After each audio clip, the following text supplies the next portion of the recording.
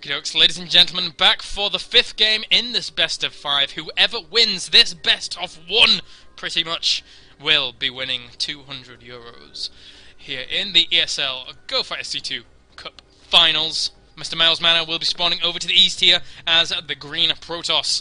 And over to the west, we do have Mr. Aristeo going to be spawning here as the red Zerg. I'm trying to think how long I've been casting for, like 5.5 hours. Is that about right? I think so. Doesn't matter, but you know, I'm just curious. I want to go to the shop. I want to buy a monster so I can stay up and play some game. I don't know, Hello Kitty Online, something like that. Anyway, so we do have Mr. mouzMaNa going to be opening up with a Forge Fast Expand here, as is tradition if you live in Canada. And you know, again, Mr. Demicor in chat did say that Mr. mouzMaNa before this game was actually testing out fast expansions on this map. So interesting that he is going to be going for a specific building placement here off the back of this, so we'll have to see if he's going to be able to deal with this. And, you know, this is the big thing. This is the really big thing, and this is why a lot of Protosses don't particularly like this map.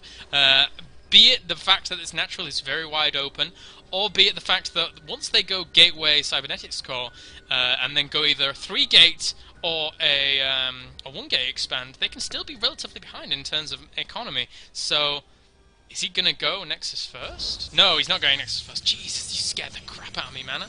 Okay, so he was thinking about it, I think, and then decided not to, because he had 300 minerals saved up. Kale, I bet you're a pretty hardcore Maple Story player. No. No, I am not. I tried playing that once, and I was like, what the hell is this? This is horrible. Okay, so Spawning Pool is indeed going down. Aristeo opening with his standard opener once again. Yesterday when Mana FFE'd on this map, he blocked his Nexus with his pylon. Really? Oh god, poor Mana. Okay, so the Nexus is indeed going down. Second pylon going down as well. That is fully walled there, apart from that slither there that you can put a Zealot in if you so desire. But for the most part, this is going to allow him to throw down the cannon. And indeed it does go down. Okay, so we have the Zerglings on the way to deny the probe from actually keeping hold of this. Now, I don't think we're going to see any crazy kind of aggression from either of these players. Reason being, there's quite a bit of money on the line. Why would you want to do that? Okay, so that being said, actually, I don't like the building placement of this gateway. Reason being is you can actually get roaches here and shoot away at this out of range of the photon cannon. It doesn't really cover the extremities if the roaches are there. But for the most part, we haven't seen Aristeo go super crazy heavy roach early on. Okay, so we have speed on the way. I actually think that second place in this tournament actually doesn't get anything, do they? I think it's just first place, which is actually really brutal, because ESL GO4SC2 is a pretty strong lineup sometimes, especially today. Today we've had amazing players playing. People like Paranoid, Nurchio, Check from Ishihara now, not Prime, Mr. Aristeo here, Mana. God, it's been a ridiculous lineup. But he does have the second cannon going down, and he will be able to secure it relatively easily. This probe will end up getting killed off by that speedling.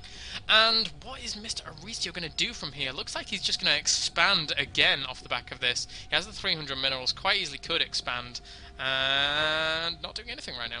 Okay, so going to be going for 4 more drones. And again, I was just saying before, you know, because Mana has taken this expansion relatively quickly here, how much of this has he actually seen? He's seen the wall in to a certain degree, and the fact that the expansion was going up. Oh, I love the placement of this Cybernetics Core and this starport. The reason I'm saying that, that one pylon covers a bit though. The reason I'm saying that is because most of the time when you see people actually go for this kind of Forge Fast Expand on Metalopolis, they'll end up like putting pylons here and like gateways here and things like that. And for a good portion of the time, that can be kind of detrimental, because it's very, very far away from the majority of your defenses. Very, very difficult indeed. There we go, there's the third going up for Aristeo. Start Gate is going up. So Mana trying to read his opponent in the sense that he's trying to potentially put on a little bit of pressure. Trying with this starport opening, going to try and maybe deny a third with Void Rays. And when is the Old Republic coming out? The 20th, I believe. But again, I really want to play it, but I just don't have the money to buy it. So if somebody wants to buy me the Old Republic, thumbs up to you. Okay, so we have +1 weapons on the way for the Forge, and let's have a look. See, Zerglings chilling out for now. What is going on? Evolution Chamber going down here. Layer morphing in. I think this might actually do quite a bit of damage. I think, for the most part, Aristeo is getting a good creep spread up to his opponent's third, up to his third even. So if he can get this going relatively quickly, he's going to be in an okay position. Is he going to make a Spore Crawler?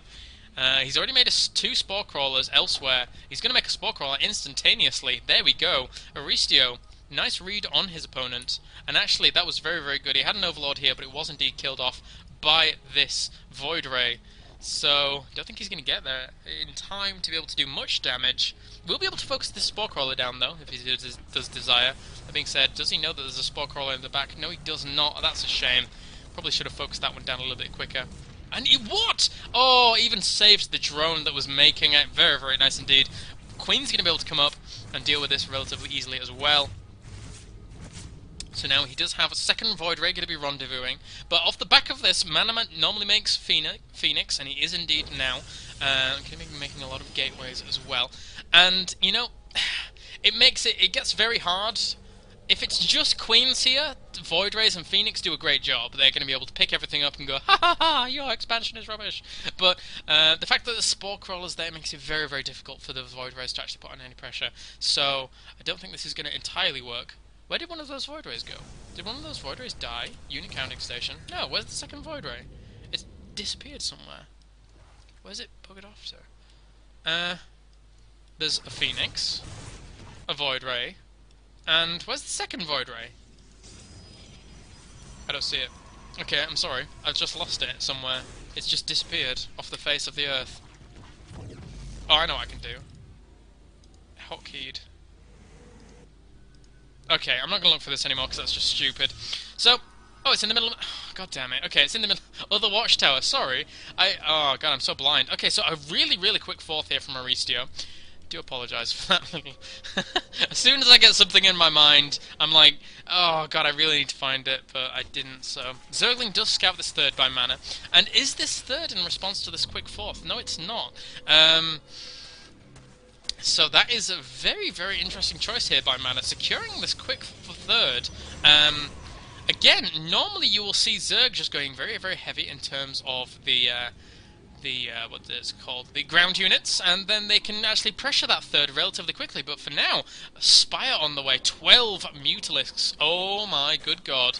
He doesn't have the Twilight Council finished yet. He opted to go for Robo Bay. Oh no. This, in theory, if these Mutalisks do a huge amount of damage, this could be a build order loss. He's still getting Phoenix out, because does he know his opponent is actually going Spire? He does know his opponent is going Spire, so he's getting those Phoenix out as much as possible. And give me a game that I really need to buy and play right away. Not Skyrim because I don't know. Okay, so the Zergling's going to be able to come up here to probably deny this expansion quite easily. A lot more Zerglings being separated off to kill off these sentries, and indeed they will do. Oh no, Aristeo is going to be running mana ragged. If this expansion falls, and indeed it does, oh no, mana is going to be in a terrible position. The fourth already up for Aristeo, so currently it's going to be 2 base to 4 base, with the potential of Mutalisk Harass doing a huge amount of damage as well. He does have Blink on the way, but normally he would have Blink on the way a little bit earlier than this. Phoenix is going to be coming over here, and he's getting some Spore Crawlers up, but at the same time he's going to be able to pick up these Queens, do a little bit of harassment on them. Do those Mutalisks move across the map to be able to deny this? No, they do not. They just go for the assault. Oh, but he actually saw it with an observer, so he's going to know exactly where those Mutalisks are and exactly where they are moving. Phoenix is going to be coming back, trying to intercept. How many Stalkers does he have out? Right now he has 10 Stalkers. 10 Stalkers and a good handful of Phoenix. Will he be able to deal with this? Although, that being said, needs to micro these guys as well as he possibly can do. Blink is nowhere near finished. Gonna potentially be able to deny this third hatch base again, but at the same time, there's Phoenix doing a great job against these Mutalisks, flying in, swinging in, trying to do what they can do, and they're going to be able to take out the majority of these Mutalisks, and for the most part, those Mutalisks are very, very expensive to Aristeo right now. But he does have this 4th up, so actually they're not that expensive right now.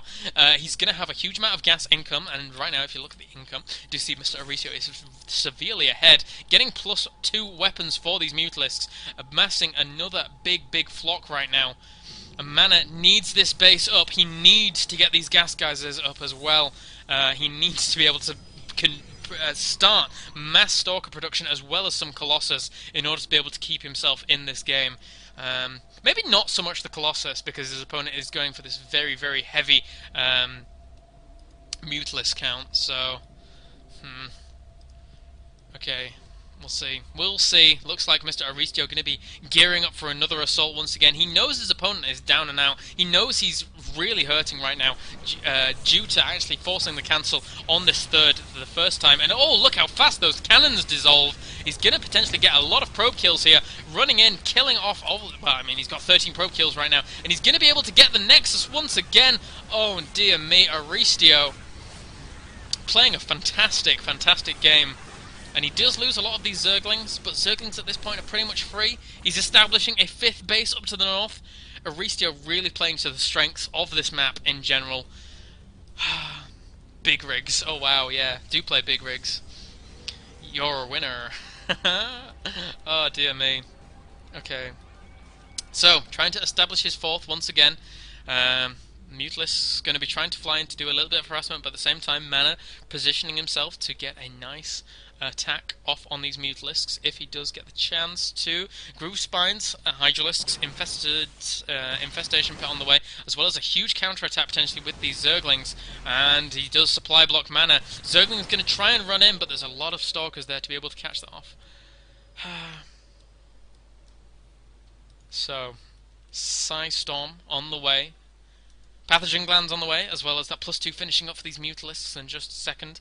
Again, Psystorm, a nice transition to go for against this. You know, why go for the AoE damage that can only hit ground when you can go for AoE damage that can hit both of these things? I mean, yes, it is slightly limited, but it's a bit, you know, you just need some energy. There you go, you just need some energy. So... We do have High Templars already warping in, trying to save up a little bit of energy. No Kaidarian Amulet here for you, boyo. Trying to pick at these Mutalisks as much as he can do with these Phoenix. As if you micro them, I guess you can actually do quite a bit of damage, but, you know, it's very, very difficult against that kind of flock. And it's super... Is there seriously crickets in your background? Yes, there is. We feed crickets to some of our pets. So... Okay. Phoenix is picking up these guys at the watchtowers, love that, keeping his opponent a little bit blind. And what is he going to do from here? Unit counting station right now shows 59 probes to 76 drones, and if you come to the income tab, Mr. Aristeo is still flying ahead here. And, oh dear me, there's such a force amassing in the back here. Infestors, Hydralisks, Zerglings and Muters, all part of this composition against an army that's sort of not that big for Mana. He doesn't even have that much AoE damage. How many High Templars does he have? He has 5, but where are they? 2 here. He's keeping them at all the different bases in order to be able to try and deal with any kind of Mutalisk harass that does come along. Needs to reconfine them, and oh, lovely Storms! Weaken the entirety of that army almost. Does he have any more Storms left over? I don't think he does, but Blink is going to be very, very useful in this situation. Aristeo could have overstepped his boundaries here, as the entire Protoss force is very, very healthy, whittling down Aristeo's force massively, but Aristeo behind this, he has an amazing economy. He's going to be able to replenish very, very fast. 26 Hydras in production right now. Mana feels like he has to make something happen, and he's going to be marching forwards with these Blink Stalkers. How much is he going to be able to make happen, though, is the big question. We do have 42 more Zerglings on the way. Will he be able to deny this expansion? If he could kill off one of these expansions, he could come back into it. He could indeed let himself get back into this game. A lot of Zerglings going to be pushing down now, though. Wisely scouting forwards with these Phoenix to see where the replenishments and the reinforcements are going to be coming from for Aristeo, and decide to wisely back off. So, okay. More High Templars in this composition. He will have quite a few Storms out in order to be able to deal with this. How many Storms do we have out right now? Okay, we have 1, 2, Does this guy know? He only has 2 storms out right now, so he's going to need to make these storms count. Is he going to warp in any more High Templars? Right now, he doesn't have that great an economy to be able to warp in any more High Templar. But those storms were so crucial in that initial engagement. I cannot emphasize that enough. So now, is he going to be able to make something happen? No, he's wasting some storms. I'm not so sure he should be doing that on such a small Hydra army, and they're all leading. Oh dear me, that could be devastating for Mana right now. He does blink back with the majority of his force. He has a nice concave at the top of this ramp here, and for the moment, doesn't have high ground vision. What the hell? Okay, so he did with a few of the Zerglings that were up here. More Stalkers are going to be warping in. Nice blink micro. Going to be trying to take out as many of these Hydras as possible. And actually, the +3 weapons is going to be kicking in just a second, whilst the ground force of Aristeo only has 1-1. And we do have the Hive morphing in, so he's going to be able to go up to Broodlords if he so desires. That is going to be fantastic, but at the same time, again, he does get the opportunity to get this third up. mouzMaNa is playing a very nice game here, despite being relatively behind on a somewhat Zerg-favoured map. And I'm not saying that to take anything away from him, but because, you know, he was able to really kind of get so much good harass off with those Zerglings and Mutalisks in the earlier stages of the games, that really did not lend itself to Mana at all. Okay, so 81 drones right now to 62 probes. Nice throwing up some photon cannons here. If he can get this gold up, he could get himself back into this. Right now we still have another max Zerg. A lot of energy on these Infestors, not too much energy on these High Templar. And how many storms does he have in here again? Not really that many. Okay, he has 4. Okay, that's fine. He has 4. That's okay. So 4 storms, looking to pressure this third. This is a mining base, and this is a very cool place to actually attack. But at the same time, he's going to trap himself in here. If he cannot kill the force of Mana, then he is going to be stuck here forever. And we do have a few more Stalkers warping in the back here, trying to keep these High Templar alive for as long as he possibly can do. He needs to land the good storms. Again, this is a maxed army to the 140 supply army, but lovely storms rip apart half of that army, and he's going to be able to kill off the rest. That's the big question. A lot of energy still saved up for fungal growths, but all the Hydras are going to fall. The main DPS mainstay in this army, all the Infestors are going to die as well. Mana is going to pull himself back into this game at the same time, warping in some Stalkers up at the top here, trying to kill off this base. He's going to take the 4th. Oh my god. Mana going to push forward to kill the... No, don't leave him alive! Okay, so you're going to leave him alive for now, that's fine. You live for now. Ah, coming back! Ha, take that, Infestor. Okay, so... does take out this 4th base. Fantastic play here by Mana right now. Able to really exploit the angles of his opponent. This Observer allowing him to blink up there. And now he has this 4th up. Let's see. Mana's income kind of dwarfing Aristeo right now. And but we do have the Greater Spire morphing in. Oh dear me, the Greater Spire morphing in. This could be rather brutal indeed. He does have a lot of Stalkers out. He's going to be going up to Colossus Tech, getting a few more sentries out in order to be able to provide him with what is fundamentally very, very important, the Guardian Shield in this situation. Going up against a composition which is mainly Hydralisks, very, very important to go for. And Fungal Growth does kill off that Observer. And he's trying to establish another base up here, getting a few Spine Crawlers down. Mana. Are you going to be able to do it? Are you going to be able to do it? Again, I do have a slight bias towards Mana because he's on the same team as me, but Aristeo, man, you've heard me sing Aristeo's praises all through this series. He has been playing absolutely phenomenally. It's just that Mana just doesn't die sometimes. He's a pretty good player too. So, okay. For now, Aristeo going to be maxed once again, but he doesn't necessarily have the great economy that he's had in the past in order to be able to keep constantly remaxing. So, not only that, but he's only just now gone up to +2 too, so on this ground army. So we do have the +3 weapons out, but no armor right now for Mana. It's not going to... It does make quite a bit of difference. It is going to make quite a bit of difference. So I would like to see him kind of furiously chrono boost that armor out. Where is the armor being upgraded? There we go. Okay, it is being chrono boost out. He's going to establish himself a 4th. But at this point in time, this is what's going to happen. If this game goes on for longer, Aristeo is going to be mined out a lot quicker than Mana on his side of the map. Oh, look at this, going up to 208 supply once again, getting a lot of Spine Crawlers and cancelling them off. Going to be able to take out a lot of this base, potentially, and he could actually kill this off before the reinforcements get back here. Look at this, using 1 Stalker to try and spot when that does come along, and does get the mining base! Lovely, lovely stuff. Oh, but a few Stalkers will end up getting caught. But at the same time, you know, taking out that mining base, super important in this situation. Right now, Mana really limiting his opponent in terms of that income. But this is the big thing. This is what I was going to come to. If he tries to claim this gold is so exploitable by the Protoss right now.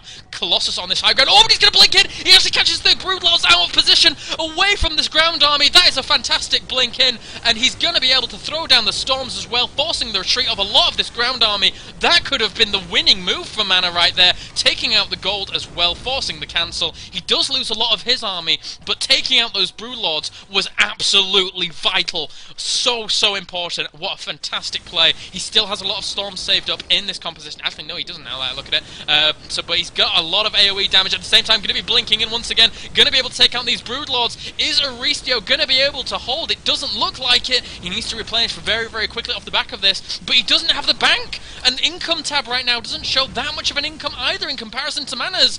Mana... what is going on? Oh my god, what? Okay, so he's going to be able to push forwards and deny these bases once again, and once that happens, Aristeo is going to have no mining bases whatsoever, trying to do what he can with these roaches, pushing up forwards, focusing down these Colossus, but it's not going to be able... GG! As Mana is able to come back in one of the most ridiculous series I have ever casted. Oh my god. We will be right back.